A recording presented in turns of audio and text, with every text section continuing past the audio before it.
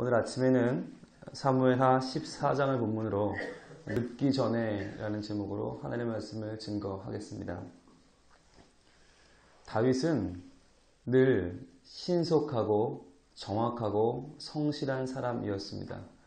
그런데 오늘 본문 가운데에는 다윗이 영 늦습니다. 사람이 나이를 먹어서만도 아니고 기도를 안 해서만도 아니고 방심해서만도 아니고 늘 하던 일들이 조금 늦어지는 경우들이 있습니다. 그런데 이 늦은 것이 꼭 밥을 좀 늦게 불을 내렸다, 빨래를 조금 늦게 말렸다, 이런 정도면 큰 문제가 없는데 오늘 본문에 보시면 다윗이 관계의 문제에서 계속 늦는 것을 봅니다. 하나님께서는 우리에게 인생의 주기라는 것을 주셨습니다. 인생에는 기회가 많이 찾아오지만 그 기회에 늦게 대처하면 그 기회를 기회로 살리지 못하고 그냥 허비하게 되는 것을 봅니다.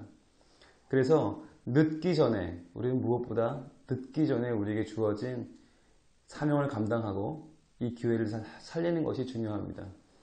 오늘 보시면 다윗은 3번이나 빨리 대처하지 못하고 늦는 모습을 우리에게 보여주고 있습니다. 오늘 본문에서 다윗은 그 아들 압살롬과의 관계를 잘 풀어나가지 못하고 있습니다. 이전 장에서 본 것처럼 압살롬은 그의 이복 형 암논을 죽입니다. 암논이 자기 동생 다말을 탐해서 꼬여서 관계를 갖고는 버리자 그것을 분노해서 암논을 죽입니다. 그런데 다윗은 압살롬을 심히 사랑했고 그를 심히 아꼈기 때문에 설사 죄를 지었지만 그 압살롬을 미워할 수 없었습니다. 그래서 다윗의 마음은 계속해서 그 압살롬을 사랑하고 위하고 가까이 하고 싶었는데 압살롬은 멀리 있었습니다. 그러자 이 모습을 보고 왕의 마음이 압살롬에게 있구나 라고 판단한 요압이 작전을 사용합니다. 오늘 그래서 드고아 여인 한 여인을 불러서 요압이 작전을 펴는 내용이 전반부에 나오고요. 그래서 그 작전이 성공을 해서 이제 드디어 요압이 압살롬을 데리고 다시 왕께로 옵니다. 그런데 이 왕이 압살롬을 만나주지 않습니다. 그래서 압살롬이 다시 한번 요압을 청해서 왕에게 만나는 것을 청하고 드디어 만난다라고 하는 얘기가 오늘 14장에 기록되어 있습니다. 그렇다면 무엇이 다윗은 늦었던 것입니까? 첫 번째로 그는 깨닫는 것이 늦었습니다. 깨닫는 것이 늦었다. 오늘 전반부에서 나오는 드고아 여인의 이야기는 참으로 긴 내용이 담겨 있습니다. 성경에는 아무리 길게 말한 내용이라 할지라도 보통 한 절이나 2절 이내로 마무리합니다. 한 사람의 말을 2절, 3절 길게 적지 않는 것이 성경의 특징입니다.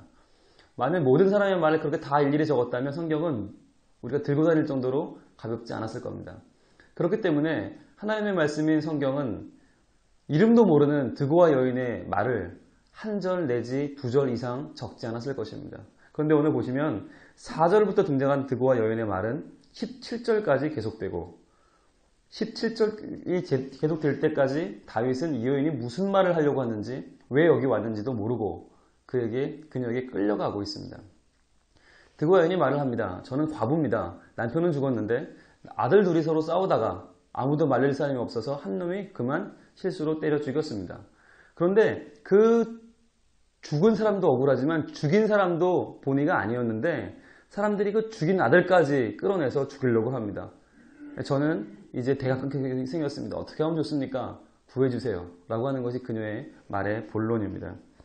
그런데 그 말에 대해서 다윗은 알았다 라고 일단 대답을 합니다. 내가 그 아들을 지켜주겠다. 그런데 이 여인은 거기서 머물지 않고 계속해서 확인하고 확답을 받고자 합니다. 그래서 결국 11절에 보시면 왕이 가로되 여호와의 사심을 가리켜 맹세하노니 여호와의 사심을 가리켜 맹세를 받고 나서야 이 여인은 그만 안심을 합니다. 그런데 여기서 그치지 않냐고 12절에 보시면 또 말을 겁니다. 왕에게. 그런데 임금은 우리 두 아들도 이렇게 누군지도 모르는 아들도 사랑해 주셔서 선처하시면서 왜 왕의 아들은 그렇게 하지 않습니까? 라고 따지고 듭니다. 왜 우리 아들은 실수로 죽인 아들을 보호해주면서 왕의 아들은 그렇게 보호하지 않습니까? 왜 미워합니까? 라고 압살롬 문제를 끄집어냅니다. 근데 듣다 보니까 왕이 이상하거든요. 이거 어디 시골 여자 한 분이 오셔가지고는 자기 억울한 얘기 했으면 빨리 갈 것이지 말이죠. 가진 않고 왕한테 따지고 있으니까 너무 이거 미심쩍어서 18절에 이르러서야 조금 기회를 채고 묻습니다. 요압이 너와 함께 하였느냐? 라고 눈치를 채고 묻기 시작합니다. 그러자 그 여인은 그렇습니다. 라고 말합니다. 20절까지 그 여인의 말이 계속 이어지고 있습니다. 다윗은 그의 노년에 깨닫는 것이 늦었습니다. 아시는 것처럼 다윗이 그 바세바의 여인과 동침하였을 때 하나님은 나단 선지자를 보내서 그를 책망하셨습니다. 그때에도 나단은 바로 다윗에게 말하지 않고 한 부자의 이야기로 시작했습니다. 한 부자에게 양이 많았는데 옆집은 양이 한 마리밖에 없는데 그 한 마리를 뺏어가지고 대접을 했는데 그럴 수가 있습니까? 그랬더니 다윗이 이런 죽일 놈, 그런 놈은 죽여야 된다. 그러자 그가 바로 당신입니다. 그렇게 깨닫지 못하고 자기의 허물과 죄를 모르고 남의 문제에만 흥분했던 다윗이 지금 또 한 번 망신을 당하고 있습니다. 자기 아들은 돌보지 않는 사람이, 자기 아들도 안 챙기는 사람이 뭐 남의 모르는 집 아들까지 챙기고 있습니까? 라고 하는 책망을 이 시골 여인에게 듣고 있는 것입니다. 왜 이렇게 되었습니까? 다윗은 그 지혜가 출중하고 위대한 사람 아닙니까?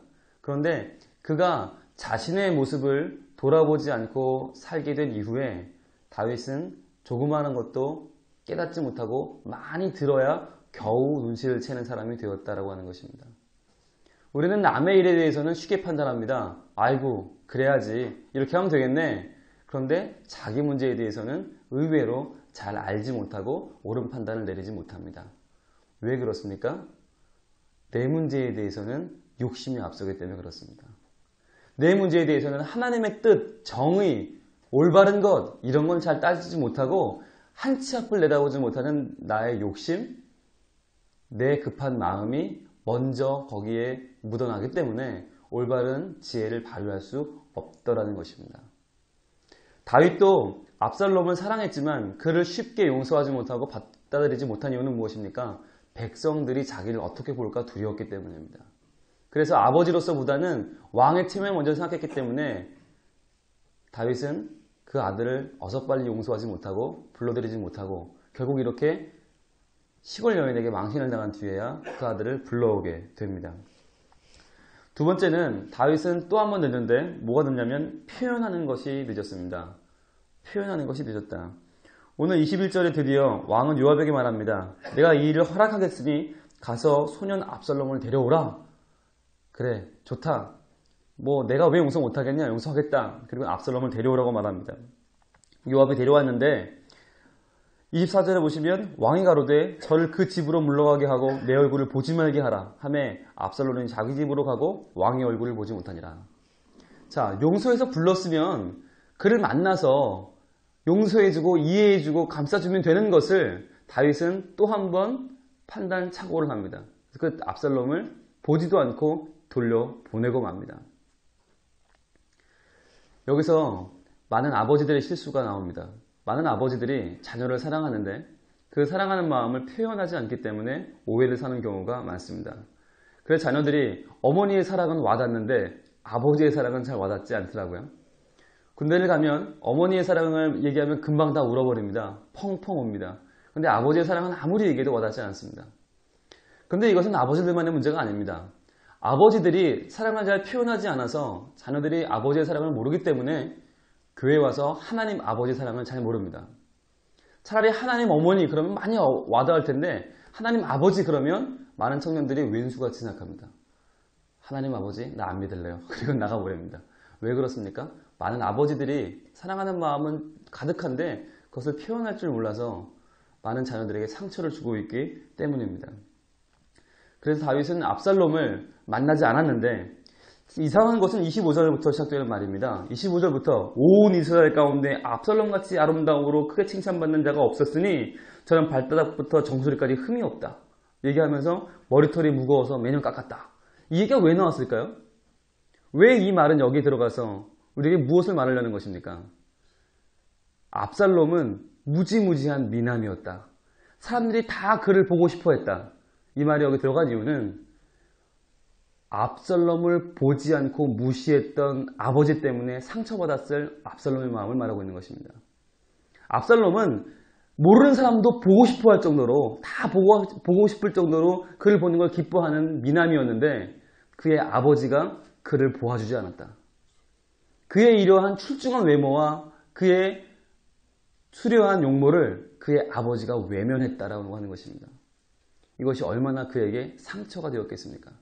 웬만한 사람도 아버지가 불러놓고 안 보면 상처가 되는데 이렇게 훌륭한 외모를 가진 사람이 이렇게 괜찮은 사람이 아버지에게 무시당할 때 그가 얼마나 상처받았겠는가 하는 것을 성경은 우리에게 간접적으로 시사해 줍니다. 부모가 볼 때 자녀는 언제나 애기입니다. 언제나 어린 놈이기 때문에 관심도 별로 없고 너 같은 놈이 뭘 하겠냐 항상 아버지는 그렇게 말합니다. 그렇기 때문에 그것이 하루 이틀 쌓이면 자녀에게는 상처가 됩니다. 나름대로는 밖에서 인정도 받고 나름대로는 괜찮다 소리를 듣는데 부모 앞에만 오면 찍소리도 못하고 죽어있는 자녀들이 부모에게 인정받지 못하는 자녀들이 지금도 상처받고 있습니다. 왜 그렇게 아이들이 유흥가를 떠돌게 됩니까? 유흥가에 가면 사람들이 다 인정해줘요. 다 높여줘요. 돈 벌어야 되니까 괜찮다고 훌륭하다고 뭐 예쁘다고 미남이라고 다 띄워줘요. 그런데 집에 오면 너 같은 게 무슨 미남이냐고 너 같은 게 무슨 생긴 거냐고 엄마 아빠 인정도 안 해줘요. 그러니까 표현하지 않으니까 자녀들이 집에 있기를 싫어하더라는 것입니다. 세 번째로 다윗은 무엇이 늦었냐면 진심으로 사랑하는 것이 늦었습니다. 진심으로 사랑하는 것. 자, 오늘 말씀에 보면 28절에 보시면 2년 동안 압살롬이 예루살렘에 있으면서도 왕의 얼굴을 보지 못했어요. 2년 동안을 왕 못 보고 있으니까 압살롬은 답답한 거예요. 야, 왜 나 안 만나줄까? 그러다 요압을 불렀습니다. 요압, 당신이 불렀으니까 좀 책임져줘요. 근데 요압이 오질 않아요. 또 불렀는데 또 오질 않아요. 왜 안 왔을까요? 요압은 이 두 부자를 화해시키는 것이 선한 의도가 아니었습니다. 처음에 다윗이 압살롬을 사랑하니까 압살롬을 끌어다 주면 서로 화해하고 나에게 칭찬해 주겠지 싶어서 작전을 폈는데 2년 동안 쳐다도 안 보니까 이거 왕이 진짜 마음이 없는 거구나 싶어서 압살롬을 그도 무시해버립니다. 그러자 압살롬이 요압의 밭에 불을 질러버리죠. 그래서 요압이 따지러 옵니다. 아니 압살롬 왜 불을 질렀냐고. 그랬더니 압살롬이 얘기하죠. 나를 불러온 것이 당신인데 왕 얼굴 좀 봅시다. 그래서 요압이 왕에게 이야기해서 33절 마지막 절에 보시면 요압이 왕에게 나아가서 그 말을 고하매 왕이 압살롬을 부르니 저가 왕께 나아가 그 앞에서 얼굴을 땅에 대어 절하매 왕이 압살롬과 입을 맞추니라. 자, 이제 완전한 화해가 이루어진 것처럼 보입니다. 왕은 그를 불렀습니다. 불러서 입까지 맞췄습니다. 그런데 그 입 맞춘 것이 진심이 아니었다고 하는 것이 바로 다음 절에 나옵니다. 15장 1절을 보시면 이후에 압살롬이 자기를 위하여 병거와 말들을 준비하고 전대 50명을 세우니라. 왜 그는 군사를 모았겠습니까? 입맞춤을 했지만 그 입맞춤이 진심이 아니라 허울 좋은 가짜라고 하는 것을 압살롬이 알았기 때문입니다. 아버지는 나와 입맞추고 있지만 아버지는 나를 사랑하지 않고 용서하지 않았다. 이 아버지는 나를 언젠가 죽일지도 모른다. 그렇다면 내가 먼저 죽이는 것이 낫다. 그래서 이 아들은 반란을 준비하고 15장, 16장에 들어가서 다윗은 아들에게 쫓겨서 수도를 버리고 도망가는 신세가 되고 맙니다. 아니 아들을 불렀으면 그 아들과 화해하고 입까지 맞췄으면 정말 그 아들을 사랑해야 하는데 다윗은 그러지 못했습니다. 여기서 보면 먼저 그 암논이 이복 동생을 범하는 사건 그리고 그랬다고 해서 압살롬이 암논을 죽이는 사건 모든 사건에서 다윗은 마치 존재하지 않는 사람처럼 보입니다. 그 자녀들이 어디서 뭘 하는지 다윗은 관심을 갖지 못했습니다. 다윗은 훌륭한 임금이었지만 훌륭한 사람이었지만 그의 자녀들을 챙기는 데는 빵점이었습니다. 왜 그랬습니까? 진심으로 사랑하는 마음이 부족했기 때문입니다. 훌륭한 위인들을 보면 그 자녀들이 방탕하고 무관심 속에서 방황하다가 마약 중독으로 죽는 것을 우리는 볼 수 있습니다. 마치 박정희 전 대통령의 아들 지만 씨가 마약 문제로 계속해서 구속되다가 이제는 사회에서 잊혀져 가는 것과 마찬가지의 이치입니다. 수많은 사람들이 자기의 일을 돌보느라 성공하느라 자녀들을 놓치고 있습니다. 그래서 그 자녀들이 도리어 말년에 부모의 모든 공적을 공격하는 대상이 되더라는 것입니다. 다윗이 그 상황에 놓여 있습니다. 진심으로 사랑해야 합니다. 사랑하되 내가 너를 사랑한다고 하는 것을 표현해야 됩니다. 그리고 늘 자기를 돌아보아서 하나님이 내게 어떠한 말씀을 주시고 어떠한 사인을 주시는지를 깨닫는 깨어있는 영성이 필요한 때입니다. 저희 중고등부 표어가 올해 표어가 늦기 전에입니다. 늦기 전에는 약자입니다. 늦기 전에 기도하고 전도하고 사랑하자. 마지막 애자는 사랑 애자로 크게 써놨어요. 왜 늦기 전에 기도하고 전도하고 사랑해야 합니까? 늦어버리면 기도가 무효한 것이 되고요. 전도가 소용없게 되고요. 사랑이 식어지기 때문입니다. 늦기 전에 바로 오늘 하나님이 허락하신 이 날에 하나님은 우리에게 말씀을 통해서 자녀와의 관계를 올바르게 가져가라고 말씀하십니다. 왜 자녀에게 표현하지 않습니까? 왜 자녀에게 진심으로 사랑하지 않습니까? 왜 그들을 내 마음으로 먼저 다가가지 못하고 내게 오라고만 말하고 있습니까? 왜 그들이 먼저 전화해야 됩니까? 왜 그들이 먼저 굽히고 들어와야 부모는 받아주는 척하는 것입니까? 다윗은 그렇게 체면을 세웠다가 결국 그 아들에게 공격을 받고 그 아들의 죽음을 보는 불행한 아버지가 되었습니다. 먼저 사랑하고 진심으로 사랑하고 사랑하는 마음으로 그것을 표현해 줄 때 늦기 전에 사랑할 때 하나님은 우리를 통해서 그 자녀들에게 하나님의 사랑을 알게 해주실 것이고 사랑받은 그들이 나가서 또한 사랑하는 사람이 되어 세상을 아름답게 변화시키는 하나님의 사람이 될 것입니다. 오늘 하루는 내게 주어진 가장 중요한 날입니다. 내게 주어진 가장 복된 날입니다. 오늘은 내게 주어진 가장 아름다운 날입니다. 이날 우리가 서로를 돌아보고 사랑합시다. 표현합시다. 그리고 하나님께도 마음껏 이 사랑의 표현을 드려서 하나님께도 기쁨이 되고 우리 가족의 행복이 되고 내가 살아가는 모든 나의 직장과 나의 지역과 나의 교회에 큰 하나님의 은혜가 임하는 하루가 되시기를 바랍니다. 기도하겠습니다. 하나님 감사합니다. 저희들 바쁘게 살아가는 가운데 일 때문에 성공 때문에 나의 목적 때문에 사랑하는 일을 뒤로 미루는 경우가 많이 있는 것을 봅니다. 하나님 그러나 오늘 말씀을 붙들고 저희들 사랑하는 것을 또한 표현하는 것을 먼저 내가 다가가는 것을 미루지 않게 하여 주시옵소서. 늦기 전에 사랑하게 하여 주시옵소서. 부모가 자녀를 사랑하지 못해서 표현하지 못해서 그 부모와 적이 되어 싸웠던 불행한 다윗의 말년을 봅니다.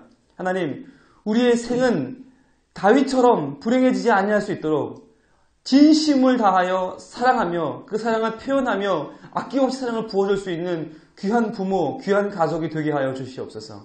귀한 남편과 귀한 아내가 되게 하여 주시옵소서.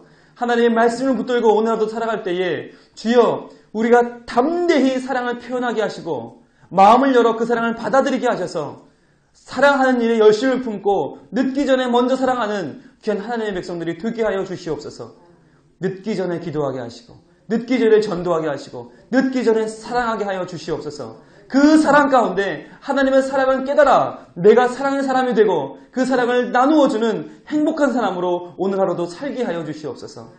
주님만 의지하고 주님 붙들며 나왔습니다. 이 아침에 저들 마음속에 뜨거운 기도의 제목들이 많이 있는데 주님께 그것을 쏟아놓을 때마다 주여 응답받는 은혜를 허락하여 주시고 하나님께서 우리와 함께 하시며 우리의 인생을 붙들어 주시는 귀한 체험을 또 한 번 경험하는 귀한 하루가 되게 하여 주시옵소서.